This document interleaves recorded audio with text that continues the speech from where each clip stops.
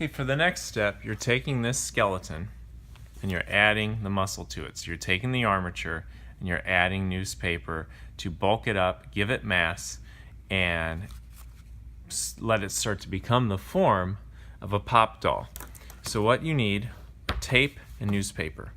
Now before you start ripping newspaper, this is a great habit. Always, always, always rip yourself like 10 to 20 pieces of tape, just so you have them.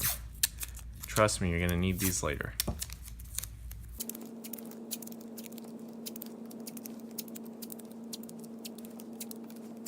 Okay, another thing I'd like to show you, because we're working pretty small, you might find that the big pieces of tape are kind of too bulky. It's hard to get around corners and things, so you can take the pieces of tape and you can rip them in half lengthwise. And now you have tape that's better for detail work. Now you have all this tape at your disposal and you've got your armature you made. Now what you're going to do is take some paper, go ahead and rip it, and you're going to want to just start adding muscle to it. So I'm going to rip a piece about the width of the length of the arm, and I'm just going to kind of wrap it and squish it on there. So if you notice, I moved the arm out. This is going to be flexible pretty much all the way through the project. So feel free to move the limbs around as often as you need so you can get to the places you need to get to.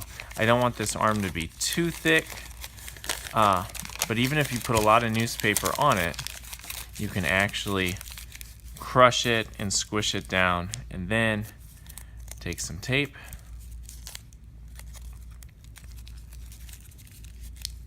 and wrap it around. So now we have some muscle on the arm.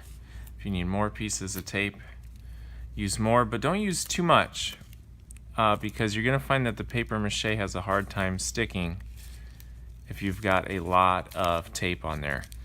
To make the arms, very easy. To make the hands, very easy. Take some paper and just crush it around it like a ball. This is where you need your small pieces of tape because this is a small detail that we're working on. I'm going to use the tape to tighten the wrist here. There's an arm. Now he looks disproportionate, but we're going to do the same thing to the other parts. Oh, by the way, newspaper has a grain to it.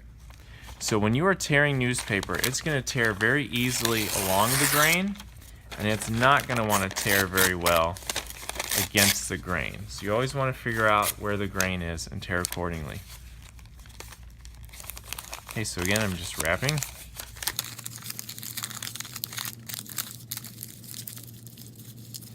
Crush it down, piece of tape.